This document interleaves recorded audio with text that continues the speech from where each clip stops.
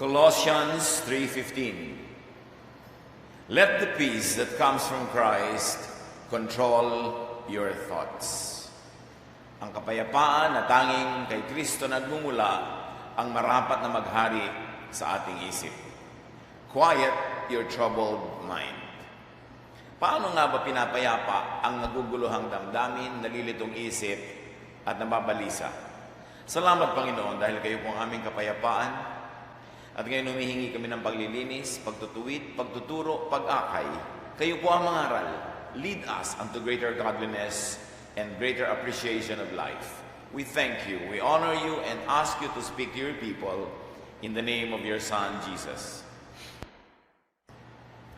1 Kings 19, 3-9, isa sa mga lagi nating binabalik-balik ang kwento dahil napakaraming leksyon.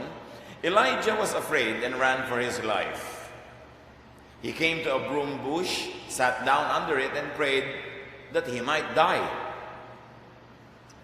I had had enough, Lord, he said. Take my life. Then he lay down under the bush and fell asleep. All at once an angel touched him and said, "Get up and eat." He looked around, and there by his head was some bread baked over hot coals and a jar of water. He ate and drank and then lay down again. The angel of the Lord came back a second time and touched him and said, "Get up and eat, for the journey is too much for you." So he got up and ate and drank.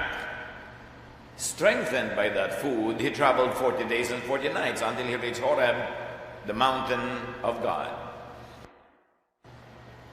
One of the greatest prophets of all time, Elijah, was very depressed. Marami sa kanyang mga kasamahang propeta ang ipinapatay ni Queen Jezebel at binantaan siya ng reynang ito na ipapapatay din siya at kasunod na siya. Nagtatakbo siya, tumakas, nagtago. At nung siya pagod na, napaupo siya sa lilim ng isang puno at sinabi niya sa Panginoon, "Patayin niyo na po ako." Kahit propeta, kahit makadiyos na tao, could go to grave fits of depression that they would like their life ended. Yang kagustuhang mamatay ay kontra sa likas. Because the nature of life asks to be kept alive. So para ibigin mong mamatay, sobrang kabaligtaran yun ng tamang pag-iisip. At nangyayari yun kapag ang tao ay depressed. Kapag ang tao ay sobrang deprived of food, of rest, of all the things that are needed by life to be sustained, nababaluktot, nadidiliman ang kanyang isip. At ginusto na niyang mamatay. Mental anguish could lead to suicidal thought. Maraming gulo ang buhay. Maraming pampagulo ng isip. Maraming kabalisahan. To have a troubled mind is torture. Wala na yatang hihigit pa na pahirap sa tao, kundi yung hirap ang isip. Nagtatakot, nalulungkot, nagdadalamhati, nangangamba, nagsiselos, kung ano-ano. Nasa loob ng napakaliit na bungo natin, ang buong daigdig, ang buong pananaw natin sa buhay, at pag yan ay magulo at madilim, bawat bahagi ng ating buhay ay apektado. Thoughts, feelings become blood chemistry. Napakarami na naging pag-aaral ng siyensya na pinapatunayan na pag ikaw ay nag-iisip, yung uri ng pag-iisip mo nakaka-epekto sa blood chemistry. Kaya subukan mong magalit, tumataas ang blood pressure. Subukan mong matakot, naiiba ang blood chemistry mo. In fact, pagka-stressed ang tao, tumataas ang blood sugar kahit walang kainin na sugar. Ang damdamin, ang nadadama, nakaka-apekto sa ating blood chemistry, sa ating body chemistry, therefore sa ating physical health. So, kailangan masanay at gumaling ang tao sa pagpapapayapa ng loob, sa pagpapatahimik ng sariling isip. Ano ang mga bumabalisa sa inyo? How can we quiet our troubled minds? How do you quiet your troubled mind? Paano nga ba pinapayapa ang isang isip na naguguluhan? Paano pinapatahimik ang loob? Rest your body. Magpahinga. Tulad nitong propetang binasa natin ang kwento, sobra kasi pagod eh. Kahit pa ang galing-galing mo, kahit maka-Diyos ka pa, pag sobra kang pagod, bumabaloktot din ang iyong isip. Kaya iniutos ng Diyos ang pahinga. Exodus 23:12, work the first 6 days of the week, but rest and relax on the 7th day. Hindi importante kung saang araw tumapat yung pahinga mo. Basta dapat ang 6 na araw ng trabaho ay putulin ng ika-7 araw ng pahinga. Saan mang pahinga mapatapat. Mark 6:31, because so many people were coming and going that they did not even have a chance to eat, Jesus said to them, come with me by yourselves to a quiet place and get some rest. Yun ang magaling na leader. Pagod na pagod ang kanyang mga disipulo, kapapakain ng mga tao, kadadasal, kabibigay ng lunas, katutulong. Sabi ni Jesus, sobra na kayong pagod, tama na muna ang paglilingkod. Iwan ng mga tao, kayo lang, sumama kayo sa akin, at dadaling ko kayo sa isang lugar na tahimik kung saan kayo makakapagpahinga. Pahinga, mahalaga. Change your blood chemistry. Eat and or drink. Pag sobra kayong pagod, sobrang nalulungkot, mainit ang ulo, nade-depress, balisa, irritable, change your blood chemistry. Eat, drink. Because when you eat or drink, you change your blood chemistry, therefore you change your feelings. Kaya yung mga sobra kami sa mag-diet, sobrang ayaw kumain, madalas yung malungkot. At yung excessive fasting, katulad ang nangyari dito kay Elijah, sobrang hindi kumakain ng kitagal-tagal, whether or not intentional yung fasting niya, it led to suicidal thoughts. 1 Kings 19:7-8, the angel of the Lord came back a second time and touched him and said, get up and eat, for the journey is too much for you. Huwag matulog ng gutom. Maraming mga tao, pagod na, pagdating sa bahay, matutulog na lang. Hindi na kumakain, walang laman ng sikmura, naiiba ang iyong blood chemistry. At kung diabetic ka, you get into hypoglycemia, bababa sobra ang blood sugar mo, you could go on a coma. Pwede hindi ka na magising pag nag-comatose ka. Nehemiah 8:10, Nehemiah told the people, enjoy your good food and wine and share some with those who didn't have anything to bring. Don't be sad. This is a special day for the Lord and He will make you happy and strong. Kahit sa matandang mga kaugalian ng bayan ng Israel, maraming piyesta. Kasi naiiba ang mood ng mga tao, naiiba ang pagkain nila, nagiging special, sumasaya sila, nagkakaroon ng balanse ang kanilang buhay. Ang dami yatang hirap ng loob, ang daming problema, ang daming pagod, ang daming lungkot. Dapat the year, the month, the week, the day is punctuated by times of happiness, of enjoyment, feasts, parties. Nasa kultura yan kahit ng matandang Israel. Nakakapagtaka lang yung mga ibang nagiging born-again Christian, biglang minamasama na yung mga party, yung mga handaan, yung mga pagsasaya. Kasi ang nakokopya nila is a very, very Victorian or Puritan Western style of Christianity na sinasamba, gino-glorify ang pagiging conservative, ang pagiging gutom, ang walang kibo, samantalang hindi naman ganoon ang original culture maging sa Israel. It's very important when you are tired, sleep. Sleep. Tulad ng ginawa ni Elijah. Kung minsan ang kaagaw ng napaka-importanteng oras ng tulog, panonood ng TV, pagko-computer, yung mga gadgets, kung ano-ano, kaagaw ng tulog yun eh. Dapat priority ang tulog. Hindi yung wala nang ginawa kundi mag-gadget ng mag-gadget, pindot ng pindot, mukha ng kalansay. Kasi wala nang oras magpahinga. Natutulog na nga, maaalimpungatan lang, titingnan pa yung telepono kung may nag-text, bukas na. Kahit nga hindi kumukuliling, hindi umuuga, titingnan pa rin, wala na nga, pinipilit pang wala. So dapat tayo marunong magpahinga. Even from gadgets. Rest your mind and spirit means it rest your emotion. The Arabs have a saying, close the door that brings in the draft. Palibasa, wala mga windows ang bahay ng mga Arabo, door lang yung binubuksan. Pagka daw may ampias, may ambon, may ulan, close the door that brings in the rain. So ano man ang nagiging source ng ating irritation, ng ating vexation, kaguluhan ng isip, try to close the door when you can. Para magkaroon ka ng tahimik na space and time. Psalm 23, 2-3, He makes me lie down in green pastures. He leads me beside quiet waters. He restores my soul. Yun ang ginagawa ng Diyos. Dinadala ka sa mga luntiang mga pastulan. Pinapahiga ka, pinagpapahinga sa tabi ng mga tahimik na tubig. Kasi ang mga tupa, natatakot sa tubig na umaagos at tumutunog. Gusto tahimik na tubig. Sabi, He refreshes my soul. Napapahinga ako talaga. At yan din, ang main teaching and ministry of the Lord Jesus. Matthew 11:28. If you are tired from carrying heavy burdens, come to me and I will give you rest.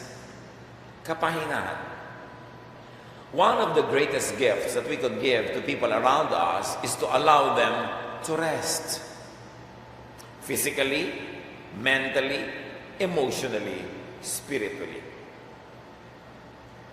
Huwag tayo laging nagnag, lagi tayo nagbubunganga, lagi tayo may mga demands, lagi tayo nagko-comment, lagi tayong may mga reklamo. Nananahimik yung tao, pagtabi mo, magre-reklamo ka, may ikukwento ka, nakakagalit, nakakainis. It's not from God. Ang mga kapwa natin, napakarami ng iniisip, napakarami ng pinoproblema sa buhay. Pagdapo mo, dadagdagan mo pa rin ang problema, dadagdagan mo na nakakainis, kwento ka na kwento ng mga nakakalungkot, di hindi siya mapapahinga. Jesus and Jesusness gives rest. So, importante yun na hindi lang tayo napapahinga mula sa gulo ng mundo, tayo man hindi pinagmumula ng panggugulo ng isip ng kapwa. Hanggat maaari. Dumating ang asawa mo, kakain pa lang, uupo ka na sa mesa, tatambakan mo na ng mga problema. Ba't hindi mo naman hayaan mo nang makakain, makalunok? At saka na. O kaya, nang makatulog naman, kung may sasabihin kang problema, hindi naman talaga emergency, bukas na, para makatulog siya ngayon. Hindi yung mabigat ang loob mo, para gumaan, itatambak mo sa kanya yung bigat, siya ngayon ang hindi nakatulog. Unkind. Huwag tayong laging parang anay nang inangat-ngat natin ang utak ng iba. Lagi kang may reklamo, may sumbong, nakakainis kang katabi nun. Hindi ka naman bubuyog, bubulong-bulong.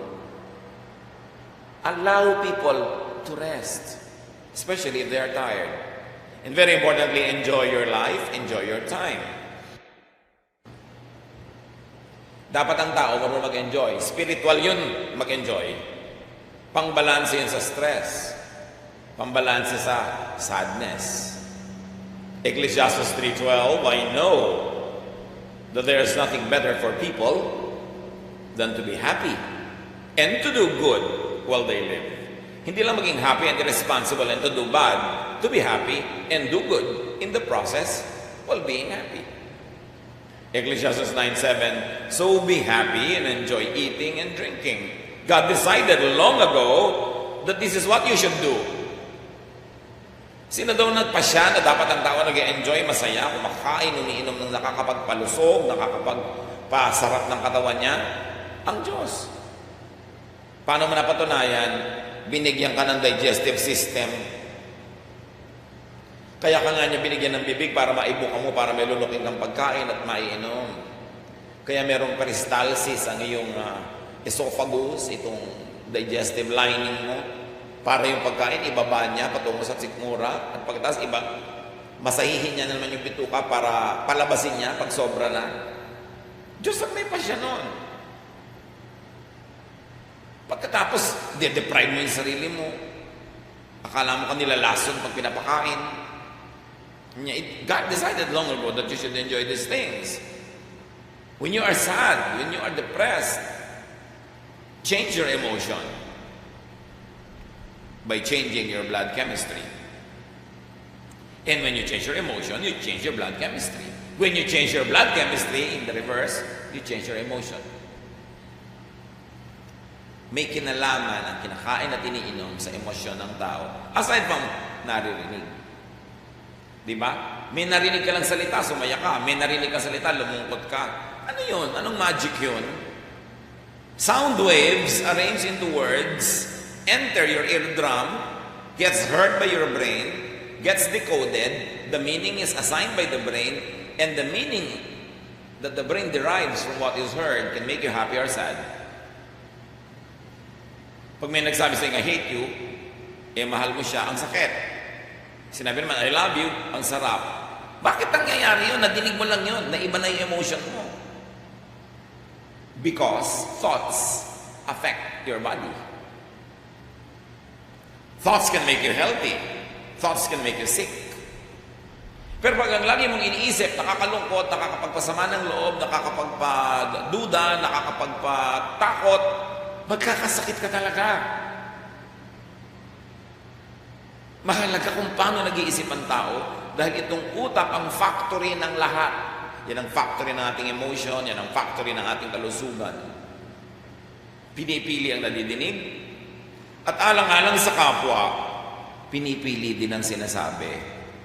Hanggat maaari, huwag ka magsalita nung nakakasakit. Kasi pag nasaktan mo ang damdamin niya sa pamamagitan ng iyong salita, nasisira ang kanyang kalusugan. Napakadiretso, direct ang correspondence, ang relationship ng thought and health. Kaya napakaraming lagi nalulungkot, patuloy na nalulungkot, natatakot, nalulungkot. Di ba kung minsan nababaliw? Tapos nangangayayat. Bakit ka nangangayayat?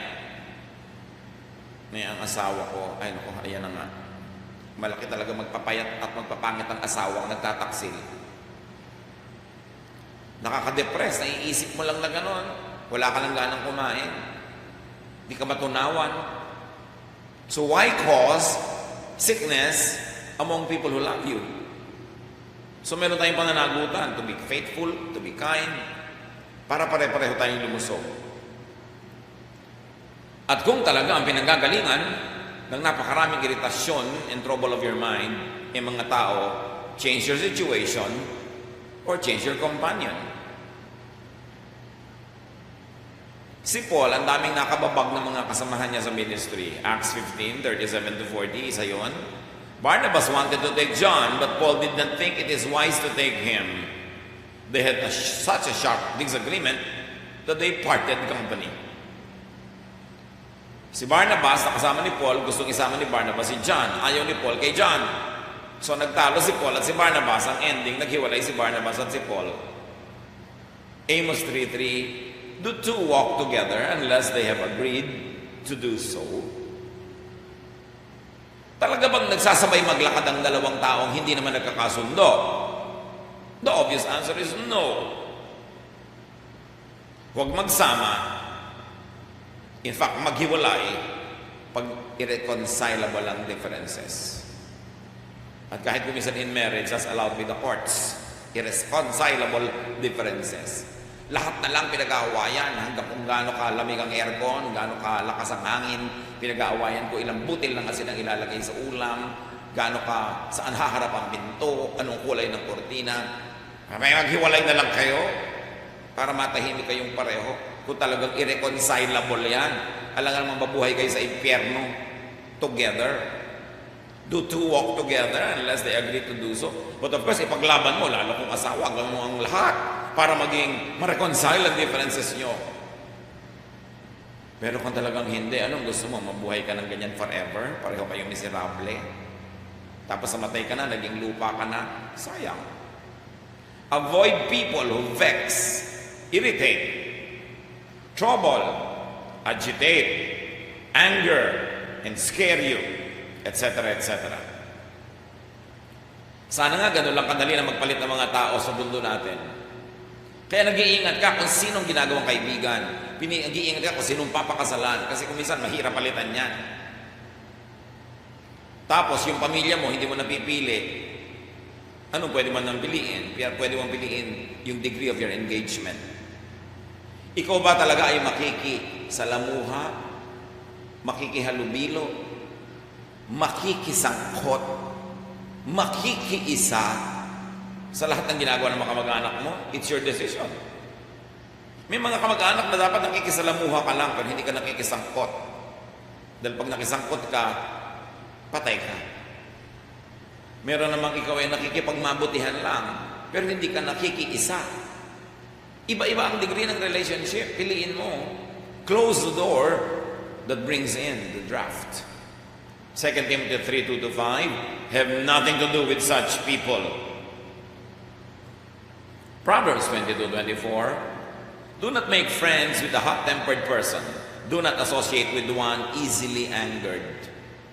Huwag daw makipagbarkadahan sa mga taong laging irritable, laging nagagalit. Mamaya makipagsuntukan yan, nadamay ka pa. O hindi, lagi ka naiinis. Alam na alam mo, pagka gusto ng tao ang kanyang kapwa, ang kanyang kapatid, ang kanyang nanay, ang kanyang asawa, lagi silang gustong magsama, magkasama. Pero pag palayo ng palayo, ayaw lumapit, alam mo na, close the door that brings in the draft. Proverbs 10:26, never get a lazy person to do something for you. He will be as irritating as vinegar on your teeth or smoke in your eyes. Huwag mong baguhin ang tamad. Hindi yun magbabago. Born that way. Do not change the ways of a lazy person. Just change or replace it. Para tahimik ang buhay mo. May empleyado ka, laging tamad, laging ayaw gumawa, laging mali. Fire him. Kasi laging araw-araw naiinis ka. Pag meron kayong gustong magganap, meron kayong gustong ipagawa nyo sa busy person. Hindi dun sa taong may oras. Something is wrong with a person na laging may oras. Ibig sabihin, wala yung ginagawa. At pag ibinigay mo yung trabaho doon sa may oras, hindi rin niya gagawin yun. Kaya nga siya may oras wala siyang ginagawa. So pati ang ginapagawa mo, hindi rin niya gagawin. Kaya yung mga busy, sabi niya, bakit ako nalang lagi? Lagi ako inuutosan ng nanay ko, laging ako. Kasi ikaw yung reliable. Namalat na yung nanay mo, kauutos sa kapatid mong ayaw sumunod. Kaya natutunan, sa'yo na lang itambak lahat. Then it's your decision. How much engagement will you want with people who abuse you because you're reliable? Decision mo rin yun. Close the door that brings in the draft. Gusto mo bang paabuso? O hindi naman. Di magpasya ka. And let your body language tell them, hindi ako pwedeng abusuhin. Hanggang dito lang ako.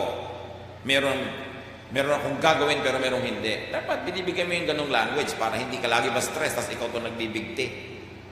Dahil sobra ka na stress ng kapwa mo. Tigilan nyo na ang kahihimok sa mga batugan. Mapapagod kayo. Kaya pagka ang mga tao nag-a-apply ng trabaho, tinitingnan agad ng interviewer. Anong ginawa mo the last year, the last 2 years, the last 5 years? Kasi kung wala kang ginawa, hindi ka nila i-hire. Sasabihin nila, unless you were sick, or unless you had a lot of money, nagbakasyon ka dahil you earned it, what's wrong with you? Ba't wala kang ginagawa this past 3 days, past 3 years, past 3 months? So, marami mga taong mapapagod ka lang pag binago mo pa, hindi naman nagbabago. Palitan mo na lang hanggat pwede. Be with people who soothe your nerves, who relax you. And even very especially, pag may nagtatanong sa akin, Tito, sino po ang pwede kong magandang pakasalan among the choices? Everything being equal. Lagi ko sasabihin, the one who makes you laugh. Marami kang pagdurusang makakalimutan, basta napapatawa ka. Maganda yung masarap kasama, yung maluwag. Hindi yung lagi kayo nagtatalo, lagi kayo naghahanap ng pag-aawayan. Dapat masaya, tawanan kayo. Ang dapat kasama yung humuhupa ang loob mo, tumatahimik. 1 Kings 16:23, whenever the evil spirit from God bothered Saul, David would play his harp. Saul would relax and feel better, and the evil spirit would go away. But of course, because David was gifted at playing music. Ngayon, meron namang pagkakabanta sa iyo ng my way, nababaril mo pa. Di ba? So, dapat hindi ka rin naman kanta ng kanta kung hindi ka naman nakakasoothe. Kundi nakakasusot ka pala, sabi nga sa Laguna. Dapat nakakasoothe. Yung pagdarating ka sa buhay ng tao, papasok ka sa kwarto, you brighten up a room just by entering it. Hindi yung biglang nagkaka-horror dahil dumating ka. Kasi lagi kang may sumbong, may galit. It's important. 2 Corinthians 7:6, God who comforts the downcast comforted us by the coming of Titus. Sabi ni Pablo, regalo ng Diyos si Titus. Nung ipinadala siya sa amin at nakasama namin, guminhawa ang buhay. Ginhawa ba ang buhay na dinadala natin sa ating kapwa o hirap? Gift ba tayo o curse? Mahalaga yung may laughter, masaya. At nangyayari lang yun kung ang tao nagpaparaanan, nagpapalampasan. Pag masyado kang OC, pag masyado kang maburiri, pag masyado kang madetalye, siguradong hindi ka masarap kasama. Kasi perfect ka at ina-expect mo perfect din ang lahat. Relax. Ecclesiastes 10:19, a feast is made for laughter. And that is what should punctuate our life. Laughter.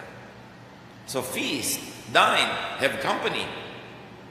Pero yung kumakain ka, ang kasabay mo, nag, reklamo ng reklamo, ang hirap lumulon. Mahirap mag-digest ng food. So change the situation, the companion even when you can, or accept your situation, your companion that cannot be replaced. May mga tao at may mga sitwasyon na hindi pwedeng palitan, at least for now.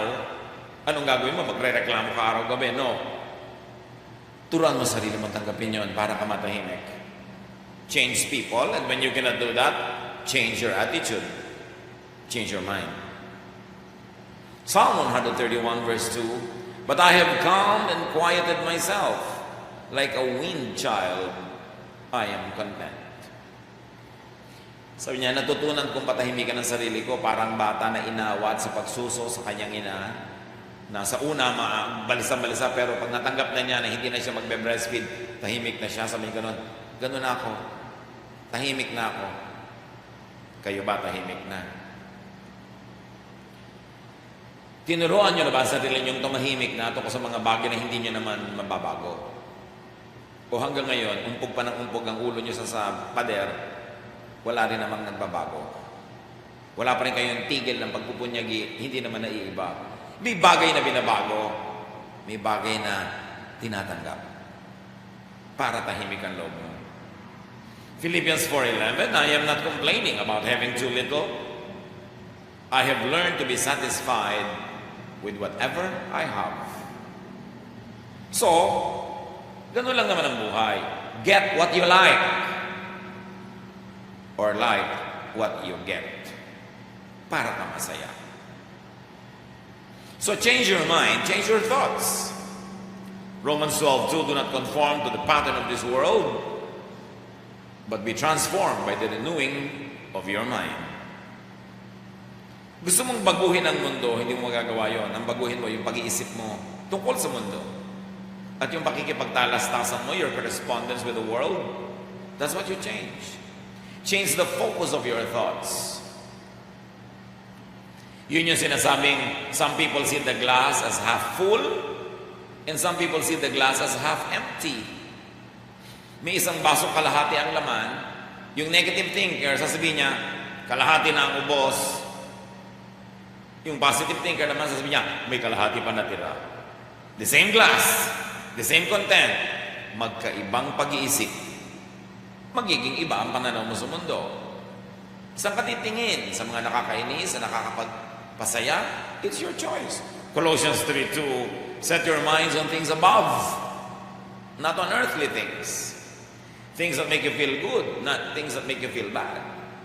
Things that elevate and edify you, not the things that minimize and diminish you.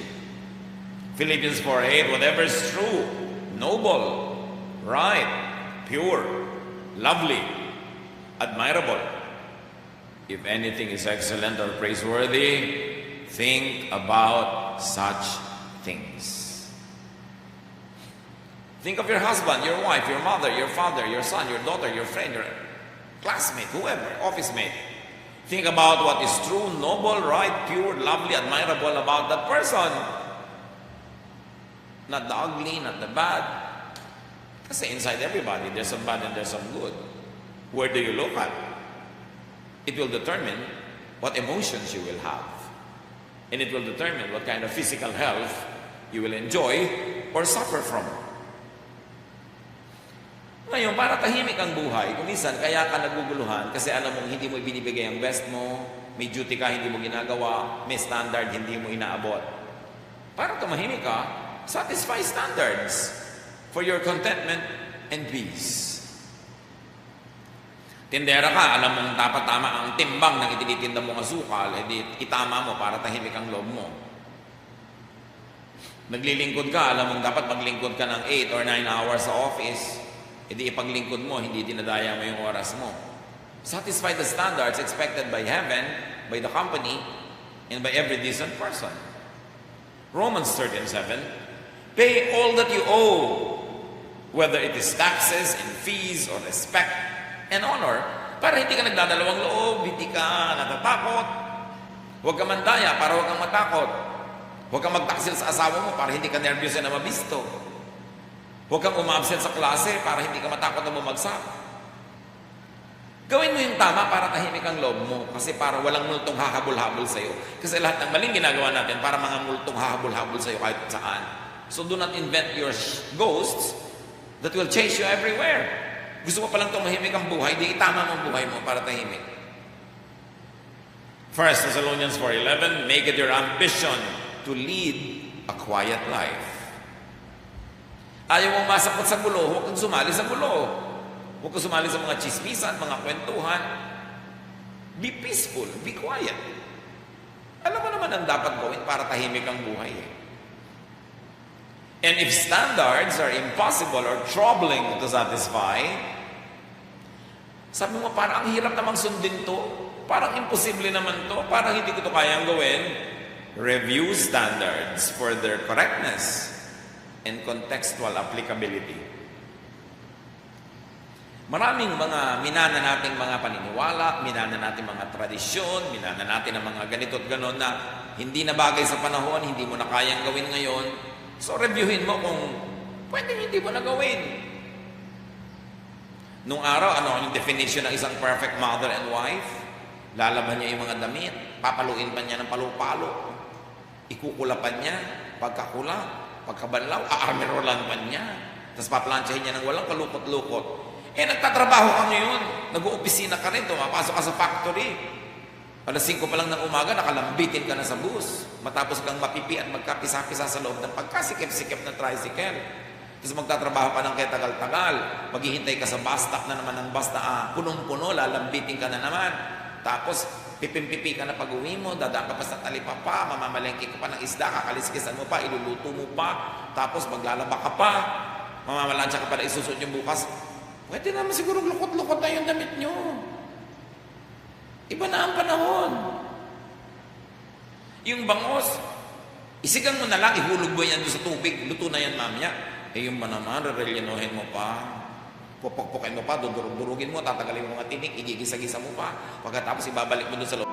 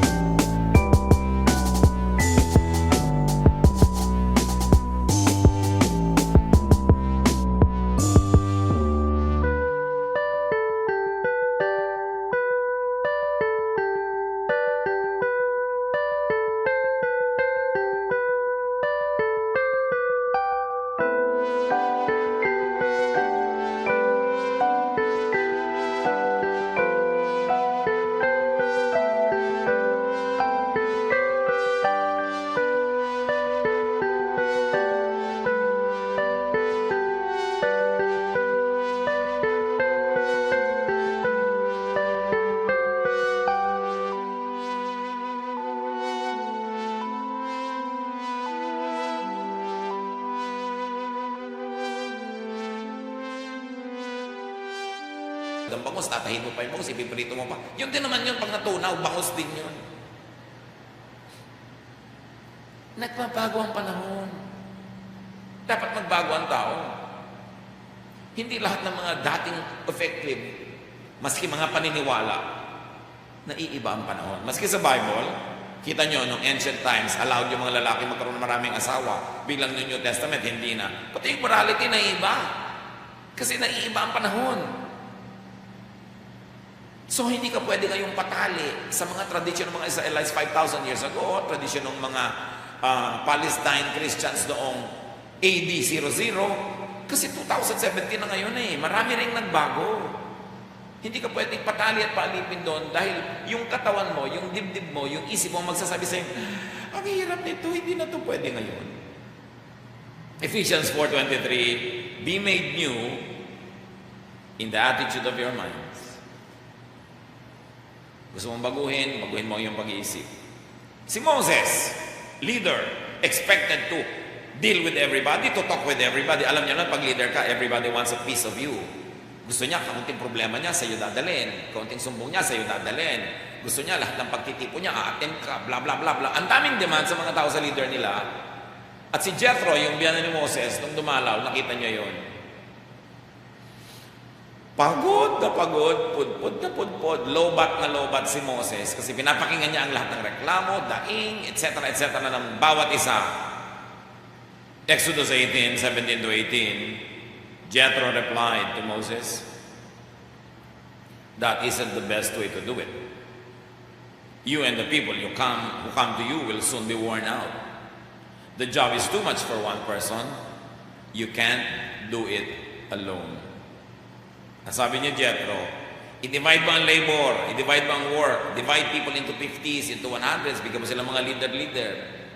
Tapos silang makikinig sa mga problema ng mga tao, sila ka-attend, may lagnat yung isa, attention doon, nag-aaway yung mag-asawa, may leader silang maliit na grupo, yun ang aayos doon. Hindi mo pwedeng gawin lahat yan, mapupudpud ka, at pag napudpud ka, law service na. Alam mo ba kung anong trabaho mo, Moses? Sabi niya, ipag-pray ang mga tao, bring them to God, and bring the teachings of God to them. Yung mga detalye ng kung paano yung buhay nila araw-araw ay aandar, i-assign mo yan sa mga leaders para pare-pareho kayo makapagpahinga, everybody will be satisfied. Kasi kahit ang galing-galing mo, pag ikaw lahat ang gagawa, mapupudpud ka rin, mamaya kung ano nang ibibigay mong payo, mali-mali na rin. At sinunod yun ni Moses. You see, even Moses had to be corrected with the way he was leading. Pag yung sapatos masikip, palitan mo yung sapatos o magtsinelas ka, pero hindi pwedeng mabuhay ka sa pagkasikip-sikip ng sapatos. Yung pala may bato sa loob, ano ba naman? Tanggalin mo yung bato. Ganon din ang buhay natin. Maraming masikip, maraming mahirap. Pwede mo naman paluwagin, do it.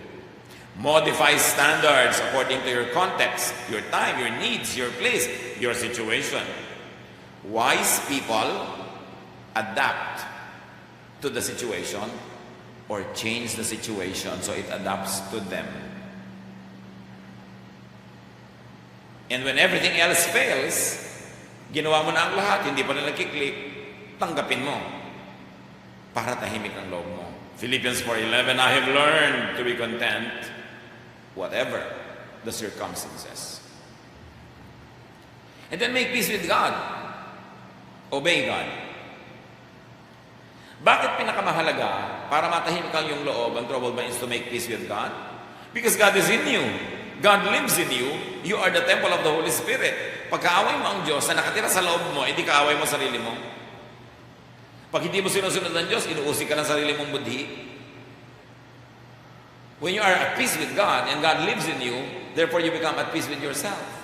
That's why when you praise, when you worship, when you sing, when you pray, you are lifted up because you're lifting God up. And God is in you. When God is lifted up, sumasama kang nalilift up. Ibasura mo ang Diyos, ilagay mo sa sulok, tapakan mo, ilagay mo sa sulok. Kasama kang napapasama doon. Kaya yung taong tumatalikod sa Diyos, binabaliwala ang Diyos, kakalungkot-lungkot din, nagkakanda, hirap-hirap ang loob. Lahat ng ginagawa mo sa Diyos ay ginagawa mo sa sarili mo. Kasi nakatira siya sa iyo. Kaya kung gusto mo na sumaya ka, di pasayahin mo ang Diyos. Gusto mong tahimik ang buhay, makipagkasundo ka sa Diyos. But you cannot quarrel with God because God is in you. Mahahati lang ang loob mo. Madi-divide ka. And a divided person should not expect any blessing from God. Deuteronomy 11:1. Love the Lord your God and keep His requirements, His decrees, His laws, and His command always. But, really study, really review which religious teachings are really of God and which are just from humans. Maraming mga tao, especially religious people, religious leaders, umiimbento ng mga batas para padaliin ang kanilang pamumuno, para makontrol ang mga tao, at tapos sasabihin nila, sabi ng Diyos. Pero sila lang pala ang may sabi nun. But because they have authority, they have the office, they have the costume, people think that what they say is really said by God. So, re-reviewin mo rin. Sasabihin ba talaga ng Diyos yun? Iuutos ba talaga ng Diyos yun? Ganun ba talaga yun? Na merong isang ina na ang liit-liit ng kanyang kita, naghihingalo na yung kanyang anak, kailangan niya ipaggamot, tapos sasabihin ng kanyang religious leader, yung tithe ha, unahin mo muna yan, magagalit ang Diyos sa'yo. Tatanong mo sa sarili mo, ganun nga ba talaga yung Diyos? Hayaan ang maghigalo itong anak ko mamatay. Hindi ba pwedeng next month ko na ibigay yung tithe ko kasi sobrang need ko ngayon? Yung mga ganyang bagay iniisip ng tao ha. Hindi ko mo sabi ng mga religious leader, sabi ng Diyos, reviewin mo, ganun nga ba talaga ang Diyos? Padalas ko yung Diyos nagmumukhang masungit, nagmumukhang masama ang ugali, nagmumukhang magagalitin, mapaghiganti. Yung leader lang pala yun. Review. Huwag niyong luluning buong buo ang sinasabi ng mga tao na sabi ng Diyos. Kasi napaka-convenient. Kumisan nga, di ba yung mga nanay? Okay, sabi ng tatay niyo, umay kayo maaga. Wala naman sinasabi yung tatay. Siya lang pala yung nagpapauwi na maaga, pero hindi niya masabing siya yung nagsasabi. Sabi ni boss, ganito gagawin mo, pero hindi naman pala gaano kadali para sa mga religious people na gamitin din ng Diyos to promote their own selfish agenda. So dapat sinusuri ang lahat. Sundin. Pero tiyakin, may Diyos nga ang may sabi. Pero kahit Diyos ang may sabi, tapos hindi mo nasunod, nabigo ka, nabagsak, when you are unable to obey, seek and receive God's forgiveness. Nagpapatawad naman ng Diyos eh. Do your best, yung kulang, ilapit mo, ihingi ng habag. Psalm 32, 3-6.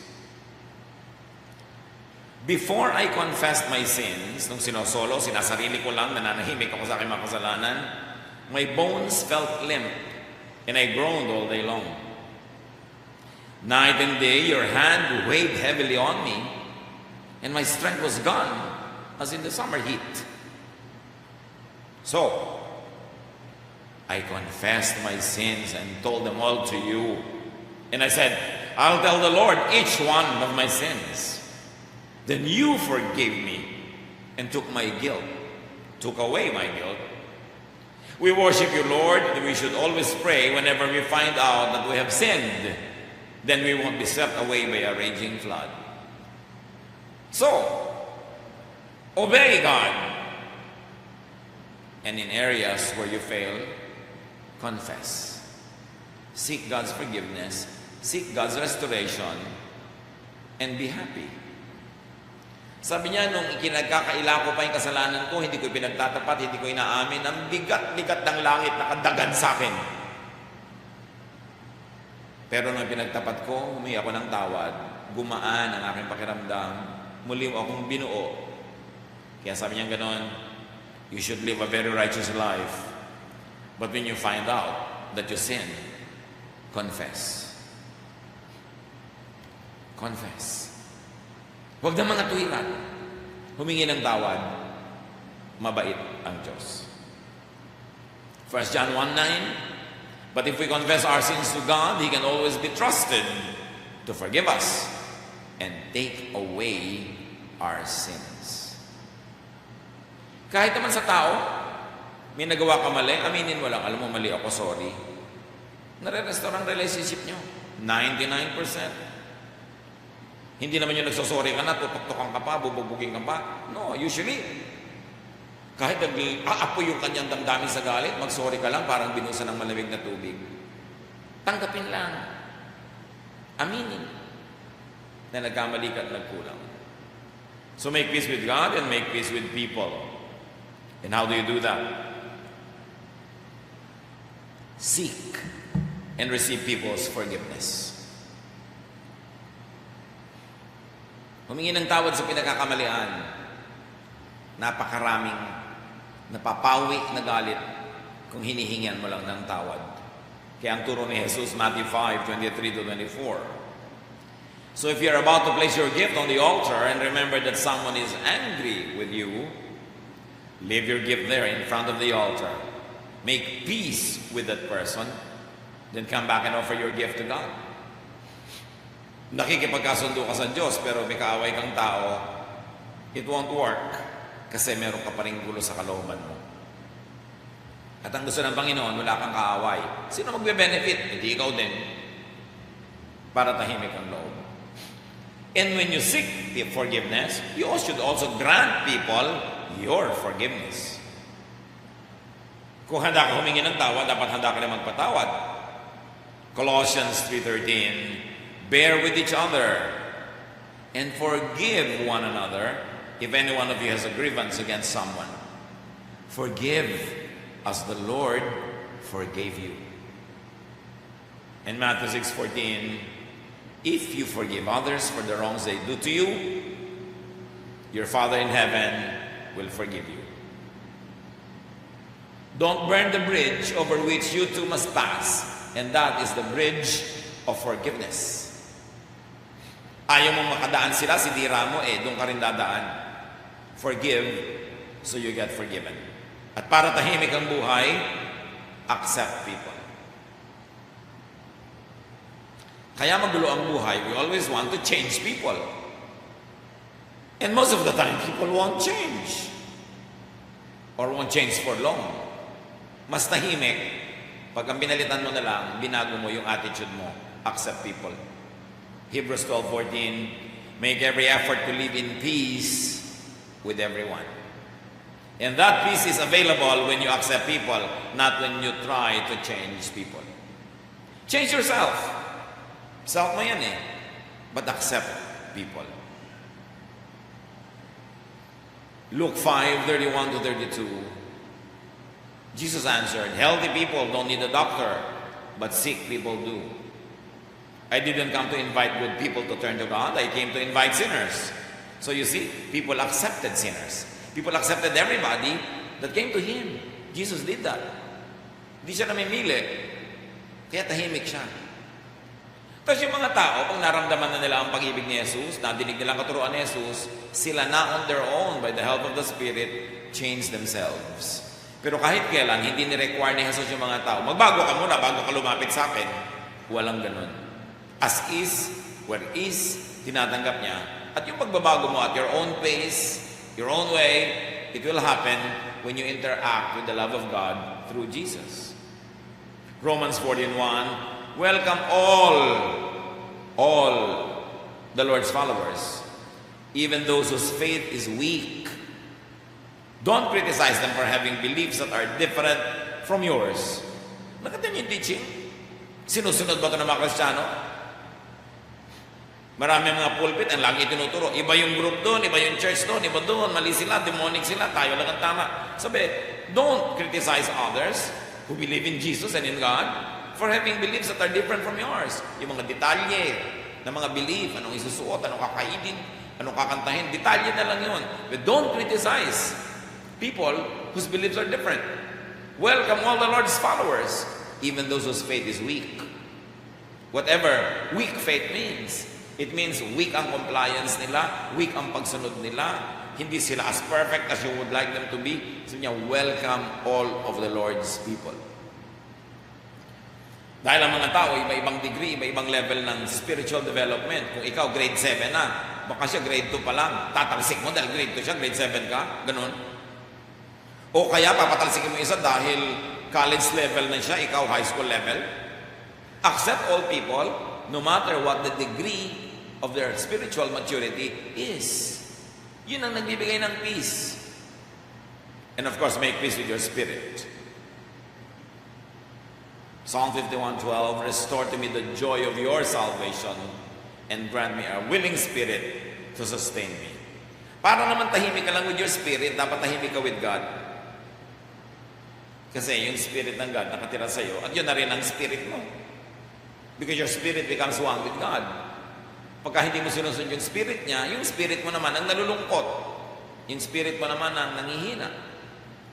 So change what you need to and can change so that your spirit will be at peace. Psalm 51:10, renew a steadfast spirit within me. And as we have been saying all along, para tahimik ang loob, accept what you cannot change. Minsan may anak ka, ganito talaga. Born that way, accept. Yung nanay mo, ganun, born that way, accept. Kaya laging may giyera because we're always trying to change everybody according to our taste and standard. Biglang world peace yan if you reverse it and accept people and change your attitude towards them. Pilit natin binabago yung hindi naman nagbabago, araw-araw tuloy, tunggali, away, giyera. Ecclesiastes 1:15, what is crooked cannot be straightened. What is lacking cannot be counted. Yung wala, wala talaga yon. Yung baluktot, sa tingin mo, baluktot talaga yon. Magyegyera lang kayo pag pinilit mong ibahin. Jeremiah 13:23, can an Ethiopian change his skin? Or a leopard its spots? Nababago ba yung mga inborn nature? Hindi. Mapapagod ka lang na baguhin ang iba at baguhin ang sarili. May mga areas of life na tinatanggap, ipinapasa Diyos dahil Diyos ang lumikha sa ating lahat. Romans 7:25, this then is my condition. On my own, I can serve God's law only with my mind, while my human nature serves the law of sin. Sabi ni Pablo, ito ang totoong kalagayan ko. Nakakasunod lang ako sa Diyos sa isip, pero sa gawa, hindi naman talaga. Natanggap din niya yon. Sabi niya, salamat may Jesus na nagpapatawad. Salamat may Jesus na nagtatakip sa aking mga kakulangan, naghuhugas sa aking mga kasalanan, bumubuo sa aking mga kasiraan. Salamat may Jesus. Sabi niya, who will save me from this wretchedness? Sabi niya, I know who. Jesus. Sabi niya, you know what? Ipagtatapat ko sa inyo, sabi ni Pablo, gusto kong bumait pero hindi ko magawa. Pag may gusto kong gawing tama, alam niyo kung ano nagagawa ko? Yung maling kabaligtaran. Bakit nga ba yung hindi ko dapat gawin ang nagagawa ko? Sabi niya, what a wretched being I am. Thank God that there is Jesus, sabi niya. Kaya nga pinadala si Jesus para yung mga hindi mo magawa, mga wrong, ma-charge to Him. Kaya dinala niya sa cross. Kaya kami Savior. So hindi lang ikaw may Savior din yung iba. Meron din silang kabaluktotan na hindi maituwid. Charge din kay Jesus yon. Meron din silang hindi mabago. Charge din kay Jesus yon. Kaya sabi, tanggapin nyo ang inyong mga kapatid. Ano man ang antas, ano man ang degree ng kanila maturity. It's up to God to deal with them, not you. Ano ang inyong mental anguish? Salamat kung wala, pero kung meron, ano ang gumugulo sa inyong isip? Hindi nagpapatulog sa inyo, bumabagabag, mga takot. Change the way you think. Importante. Change your style. If you keep repeating the same things you do, you will keep on repeating, receiving the fruits of what you do. Kung laging ang bunga ng iyong pag-aalala ay puyat, di laging ka nagpupuyat ka, mag-aalala ka, so ayaw mo mapuyat, iwaksi ang pag-aalala. Meron kang gustong baguhin doon sa dulo, baguhin mo dito na yung mga nasa simula. If you want to change the sum total of what you are computing, change all the elements of the equation. So you change the equation.